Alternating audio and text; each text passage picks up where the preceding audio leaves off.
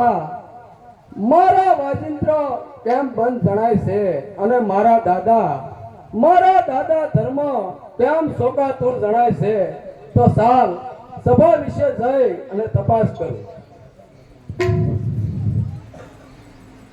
હરે તમે સુણો ને સભાના ગણવદન દિલા કેમ થયા રે.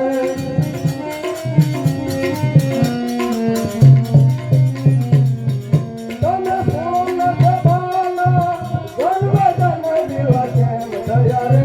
મને કહો ને સત્ય વસન વદન દિલા કેમ થયા રે.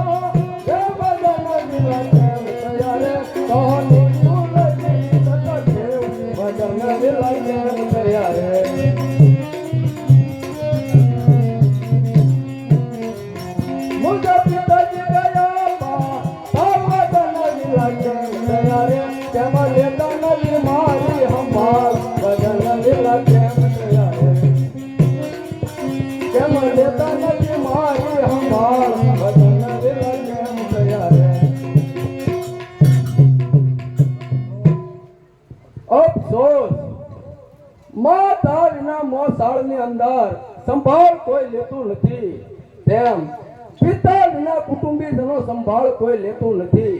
પ્રથમ થીજો જાણ્યો હોત આવું તો અહીં આવત નહીં અને મારું અદેખું મુખ આપને બતાવત નહીં. તો માન વિનાનું મળવું તે નકામું, માટે સાલ સભા છોડીને જતો રહો. ભાઈ ભીમસેન, અભિમન્યુ તો બાળક છે, તેને શું ખબર હોય કે દાદા ઉપર અત્યારે શું આપત્તિ આવી પડી છે, માટે એને સભા વિશે પાછો બોલાવો. અરે બેટા અભિમન્યુ, તું હજી બાળક છો. ધર્મ દાદા તને શું કહે? દાદા અત્યારે બહુ મોટી ઉપાધિમાં છે. કહો દાદા શ્રી કહો, એ રીતે વળી શી ઉપાધિ છે? જે કઈ હોય તે મને જલ્દી કહો. બેટા, તું જે કહી રહ્યો છે ને કે પિતા વિના કુટુંબીઓ કોઈ સંભાળ લેતું નથી, એ વાતનું મને બહુ દુઃખ છે. પણ બેટા, અત્યારે હું એક બહુ મોટી ઉપાધિમાં મુકાણેલો છું. સાંભળ બેટા અભિમન્યુ. કહો દાદા શ્રી કહો.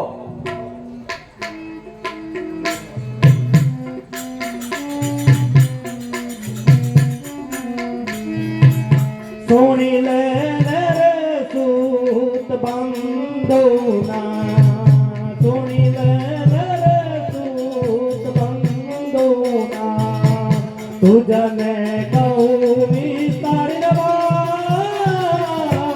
સોણી લે રે સૂત બંધોના.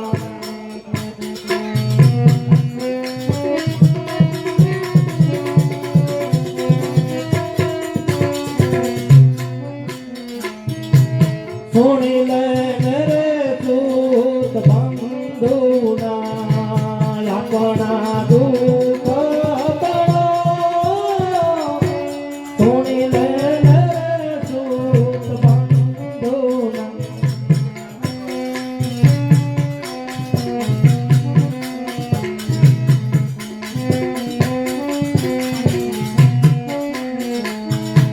તું જતા કયર જો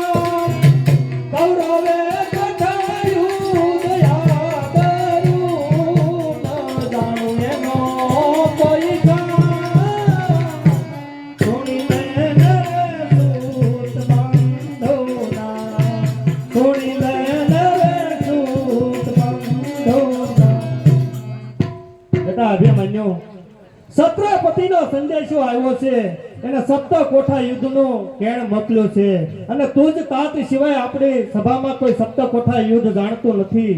તેથી કરીને હું અત્યારે બહુ મોટી ઉપાધિમાં મુકાણેલો છું. કહો દાદાશ્રી કહો, એવી તો વળી શી ઉપાધિ છે? હું આપનો પુત્ર વીર અભિમન્યુ, જે કઈ હોય તે મને જલ્દી કહો. મોટા ભાઈ, આપણી સભામાં બીડું ઝડપાશે એવું મને લાગે છે, માટે બીડું બનાવી સભામાં પ્રસ્તુત કરો. મારી સભામાં જે કોઈ આ બીડું ઝડપશે, 62 પાનનું બીડું ઝડપશે, દેખાડી દે માતા સૂત સુત્રાણી માતાનું, દીપાવી દે દીપ અત્યારે જન્મદાતાનું, જય રણ સંગ્રામમાં વીર વિજય કરી લે અમર એમને.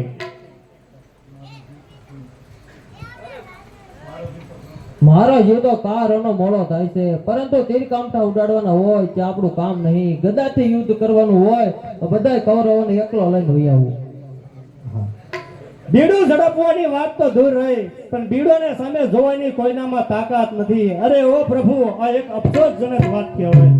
ધરા ધ્રુજાવતા એ પાંડવોએ અમારું બાળ ક્યાં ગયું? આજ અમારું સત્ય આંસુ હણાઈ ગયું. ઉસારિયા કૌરવોને અમારું પલ્લું નીચું થયું. આજ પાંડવ કુળમાં વીરતાનું પાણી મારી. બસ કરો દાદા, બસ કરો. ત્રિલોકમાં પાંડવ પુત્ર વિજયનો એ શોર છે. કૌરવો કરતા જગતમાં જાહેર અમારા જોર છે. પરાજય કદી નહીં પામશે, પરાજય કદી નહીં પામશે પાંડવો રણ સંગ્રામમાં. હું જ ઝડપું છું બેડું કોઠા યુદ્ધ કેરા હામમાં. મુજ તાતથી અધિક રણમાં વીરતા બતાવીશ હું. જીતી કોઠા સાત કૌરવોને હાથ બતાવીશ હું. શાબાશ બેટા અભિમન્યુ, શાબાશ. તે તો તારા તાતની ઓછપ દૂર કરી. દાદાશ્રી આપ નિર્ભય રહો. એ કપટી કૌરવોની કપટ દાળને એક જ ઝાટકે શિરે નાખીશું.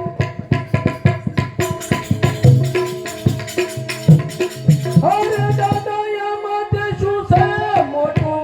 કામ હિંમત જાને હારી જતા રે. કોટા યુદ્ધ કરું દીધું આમ. હિંમત જાને હારી જતા રે.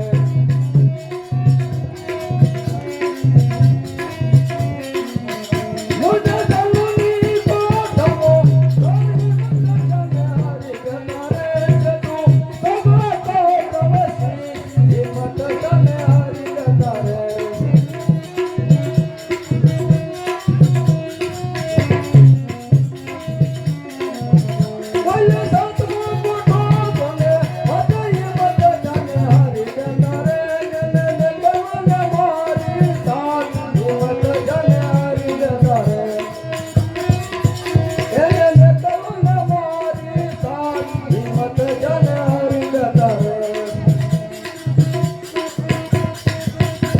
અરે બેટા અભિમન્યુ, 7મા કોઠાની ચિંતા ન કરતો, એમાં તું મને હારે લેતો જતો.